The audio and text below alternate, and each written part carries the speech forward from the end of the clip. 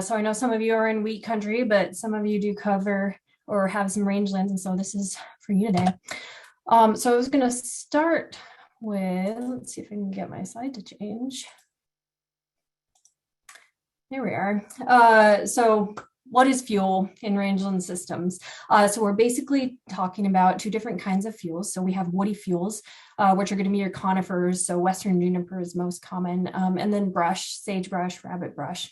And then we also have fine fuels. And so we're talking about native bunch grasses, invasive annual grasses. Maybe you've seeded something in pasture. And so how do these fuels work together? Fine fuels carry fire from shrub to shrub or across the landscape, and they don't burn long, but they're really good at carrying fire. And then in general, juniper and sage are going to be your high volatile fuels in the system. And so the thing is, when they ignite, they're going to burn long and hot. And what this leads to is higher burn severity and an increased risk of spotting and embers. And so we're going to hear from John Rizza and Ariel Cohen later today. And these are the things you probably don't want in your home ignition zone. So I'm just going to talk a little bit about fuel characteristics today because they provide the rationale for what fuels you should treat and why. And so the first of these is fuel arrangement. And so this is basically how plants are distributed, determines how quickly, if at all, a fire can spread. And so this is called fuel continuity. So those of you in wheat country, wheat field has fairly continuous fuels. And so if fuels are really dense, they can more easily carry fire and spread it. And so if we were to take a look at these photos, this photo on top has high fuel continuity. So the plants are all touching and fire can easily be carried through this fuel bed. But this photo below has bare ground between plants. This is naturally created by native bunch grasses and shrubs in the sagebrush ecosystem. And so in general, in terms of range, we recommend folks manage their range for more of that bunch grass component that creates those large interspaces between plants.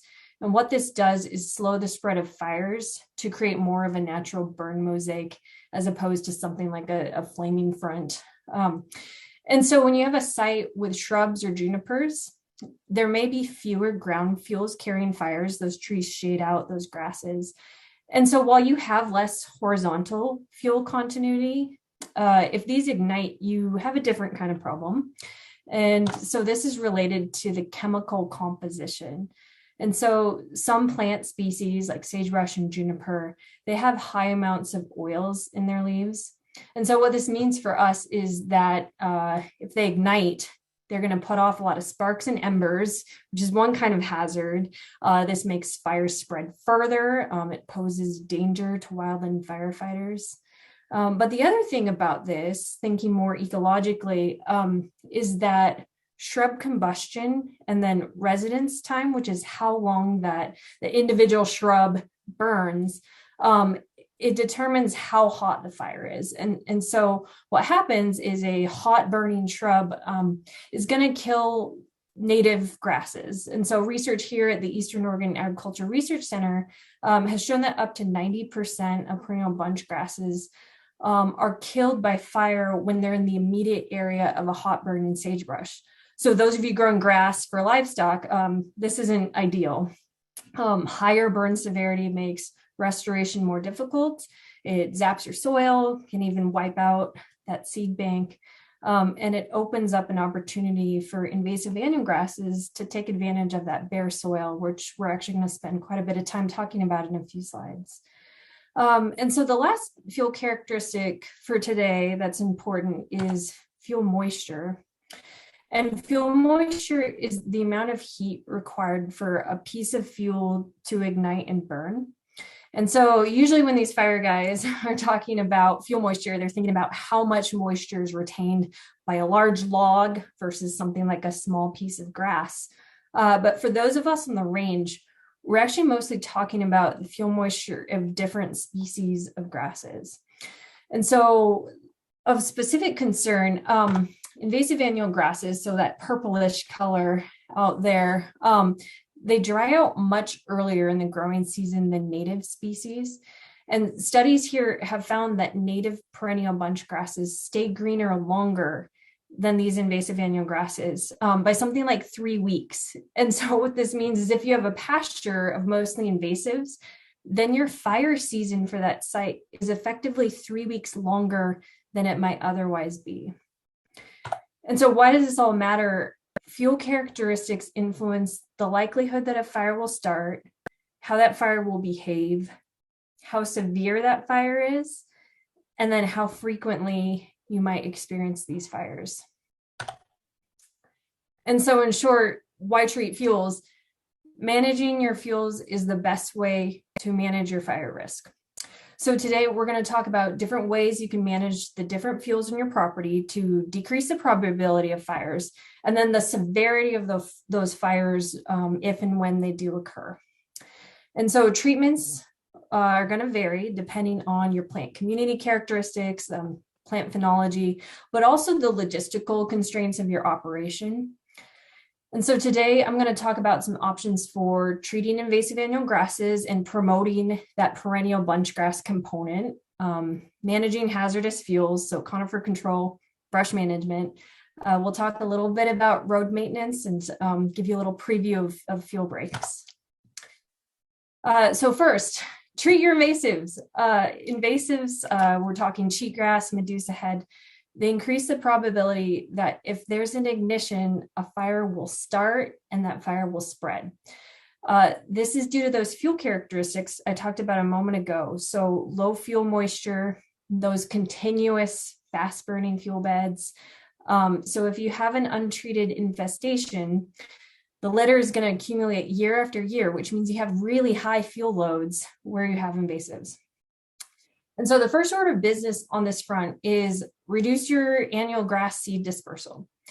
So you can do this a couple different ways. The first is by applying a selective herbicide. Pre-emergent herbicides in the fall are ideal for minimizing damage to your perennial species.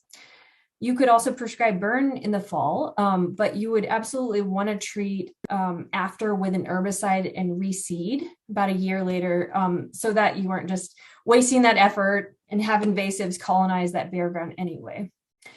Another thing you could try is seeding around the infestations, which can reduce the spread of those seeds. So species like crested wheatgrass competes well with cheatgrass, and so it can potentially exclude it at those sites.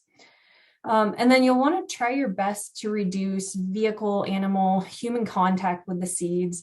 I know we have a lot of things going on, but make an effort to brush off your boots, clothing. And this is especially challenging if you're grazing these fields. So in an ideal situation, don't move livestock directly from an infested field to an uninfested area. Ideally, your grazing rotation will hit those infested sites before those seeds can be dispersed. I think many of you know it's more nutritious and palatable at that point. And that way you can also start to make a dent in the seed bank if you're grazing it before seed drop. And then it's also a good idea to maintain invasive free zones using herbicides along roads and trails. And again, this is to just reduce, seeds clinging to livestock, your clothing, as you kind of move around your property. The next piece of this is to be thinking about maintaining or increasing your plant community's resistance to invasion. And so the things you should be thinking about. So plant communities, some of them are more resistant to invasives than others. They can outcompete them. And so high perennial bunchgrass abundance reduces invasives establishment. And then on that topic, why do you want perennials rather than annuals? So I mentioned earlier, perennials are typically associated with those larger inner spaces, lower probability of fire, higher fuel moistures. And so as a result, you have kind of these slower moving fires if one starts. And so how can you maintain or increase your plant community resistance? First of these is somewhat obvious: minimize disturbance. So we know things like construction, even road grading, non-selective herbicides. All of these increase the probability of invasion if there's a seed source, because invasive annual grasses love that bare, disturbed ground. Ironically, preventing severe fires is one of the ways to minimize disturbance. And this is because if there's a seed source, then they're just really good at taking advantage of that bare ground and germinating after fire. They need less time to do it and less nutrients than native species. So if there's a disturbance like fire and there's a chance that it'll come back as invasives, maybe you saw some invasive annual grass prior to the fire, you're going to want to reseed with something that can compete.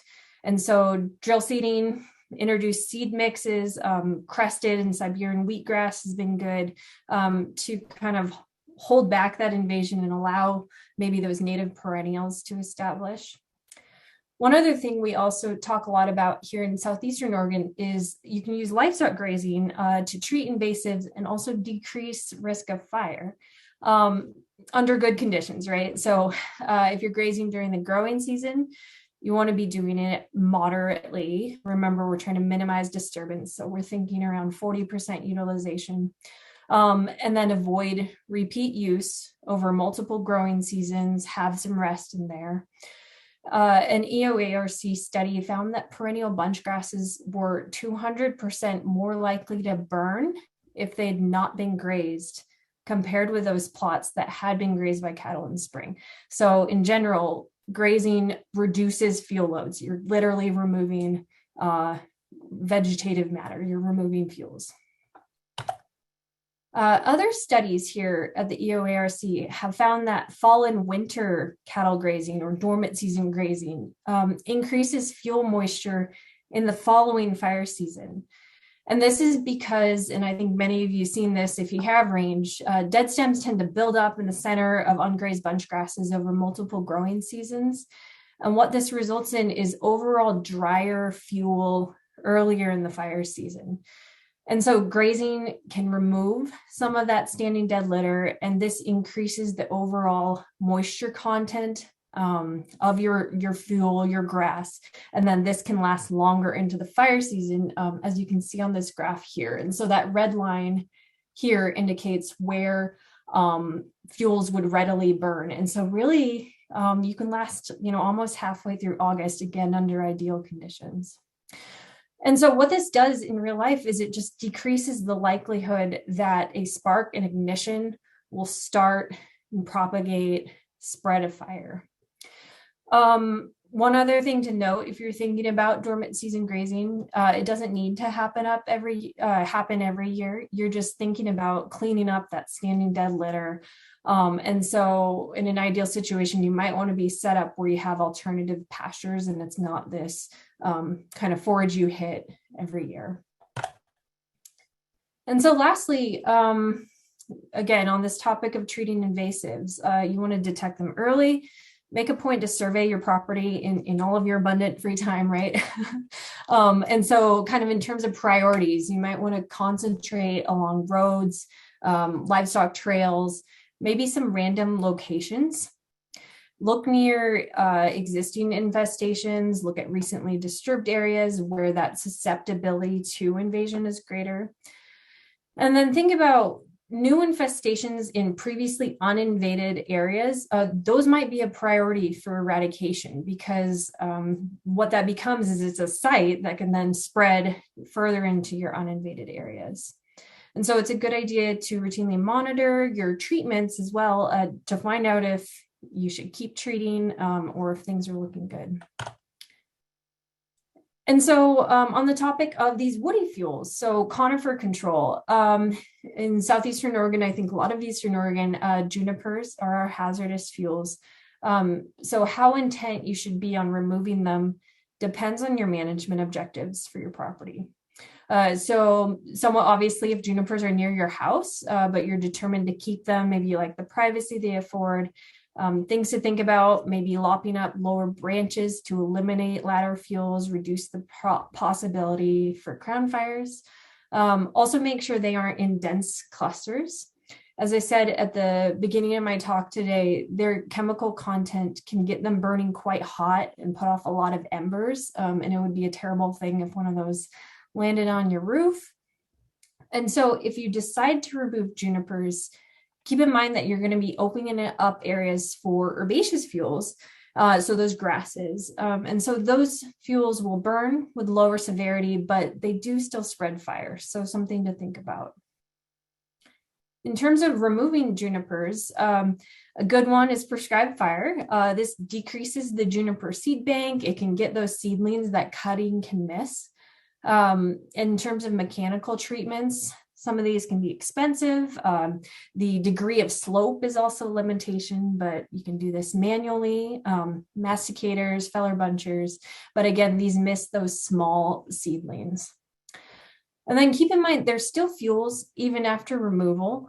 So your options after removing them are things like lop and scatter. And so this is physically rearranging the fuels, or pile burning. And so that's reducing your fuels.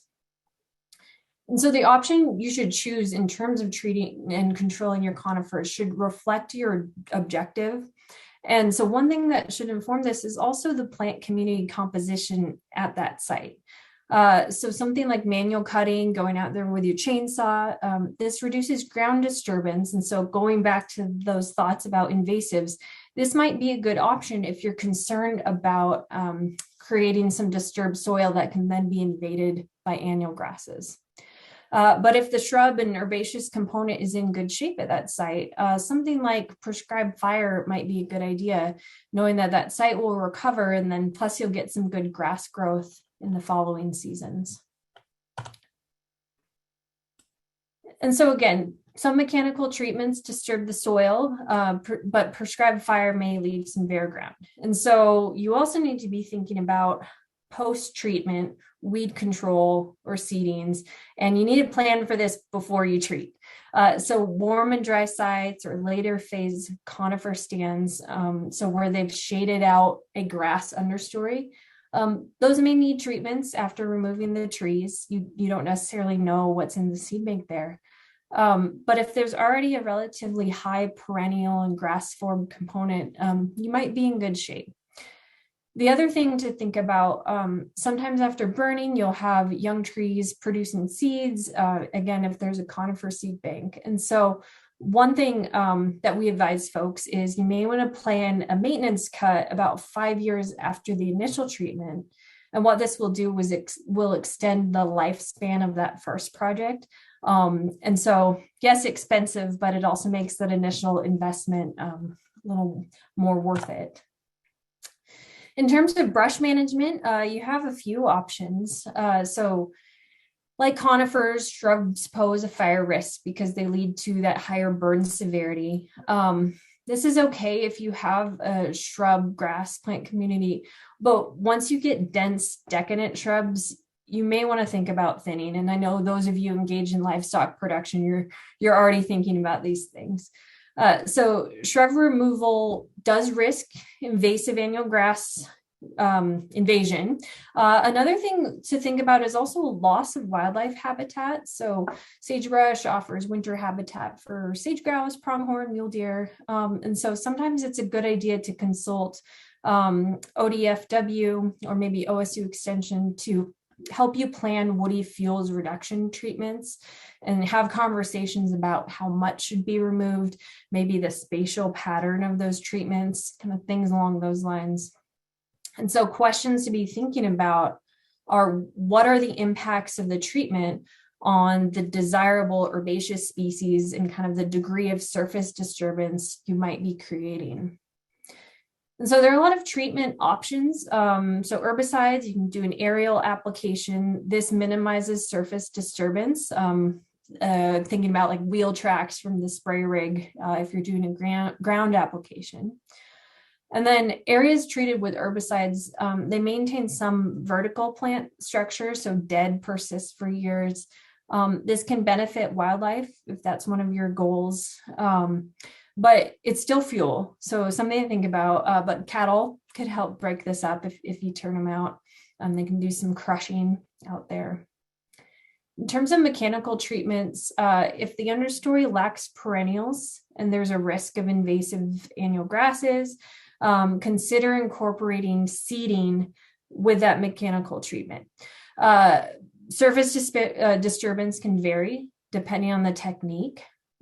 So again, things to be thinking about. What's your objective? So mowing reduces plant density and cover. Crushing can reduce cover, but it does cause varying levels of mortality. So you might have, that might be better for wildlife. You have a little more diversity. And then some dragging techniques. If you do this during the growing season, you'll have lower mortality than in summer. And so again, depending on your goal, this might be a good thing. And then like with the others, prescribed fire might be a good idea. But again, you'll want to consider the recovery potential of that site after the burn. And so lastly, a few other things. So we talked about how it's a good idea to spray invasives along your roads. A lot of human-caused ignitions come off the road. And so it's a good idea to keep kind of those highly flammable fuels down. And I think a lot of you know this already and already do this.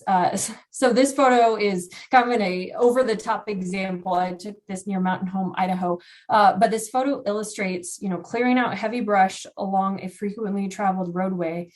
And so a good idea maybe along your ranch roads and driveways, if you're hauling a lot of heavy equipment, you don't want a spark to land on something extremely flammable on your roadside. And so you could mow, you could disc, follow up with chemical treatments to make sure and take care of those invasives, as I mentioned. Jacob Powell will be discussing green strips with us later today, or some kind of fire-resistant vegetation. And then taking these steps creates what we call a fuel break. And basically the road serves to disrupt fuel continuity, reduces the rate of spread and flame lengths. And so during a fire, wildland firefighting resources could use something like this to safely arrive, and kind of it's a good decision-making space during a fire incident. Some final foods for thought. Talk with your neighbors. Risk unites us. If your neighbor isn't treating invasives, you therefore have higher risk as well, because fires cross ownership boundaries. It's a good idea before fire season to be thinking about where to place your water. You might want to put out signage so that if you have resources coming in, they don't need to find you, they can find that themselves. NRCS offices might also have some information for you about funds or programs for fire risk reduction on your properties, things like brush removal, weed control, as we discussed. And then your SWCD office, FSA, they often have equipment rentals or can offer funds for seeding. So something to ask about in your area.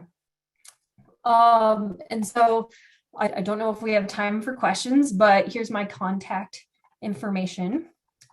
How are we doing on time, Jacob? We're doing great. If people have any questions, feel free to ask them to Katie now. Again, unmute yourself, put it in the chat.